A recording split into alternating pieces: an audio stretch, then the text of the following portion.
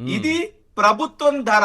General గా real estate మీద కొంచెం కామన్ సెన్స్ ఉన్న ఏ వ్యక్తి అయినా, ఏ భూమి అయినా అమ్మకాలు కొనుగోళ్లు జరగాలంటే గవర్నమెంట్ వాల్యూ కన్నా మార్కెట్ వాల్యూ 4-5 రెట్లు ఎక్కువ ఉంటది. ఈ యొక్క భూమి ధర అది ప్రభుత్వ లెక్క ప్రకారం 3,04,70,40,000 రూపాయలు అయితే మార్కెట్ ధర 1,500 కోట్లు. ఇది 350 కోట్లు 300 కోట్ల రూపాయల ధర కాదు.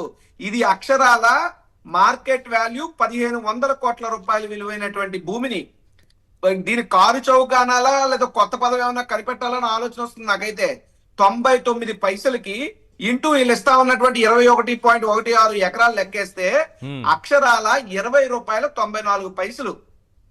1,500 కోట్ల రూపాయలు ఎక్కడ, ₹20.94 ఎక్కడ అంటే 1,500 కోట్ల రూపాయల భూమిని ₹20.94 అమ్మేయడమే చంద్రబాబు నాయుడు గారికి తెలిసినటువంటి విజనరీయా అని అడుగుతున్నా.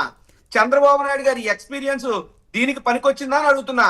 ఇలాగ 1,500 కోట్ల రూపాయల భూమిని 21 రూపాయలకి అమ్మేస్తారని చంద్రబాబు నాయుడు గారిని ముఖ్యమంత్రిని చేసుకున్నావా అని అడుగుతున్నా.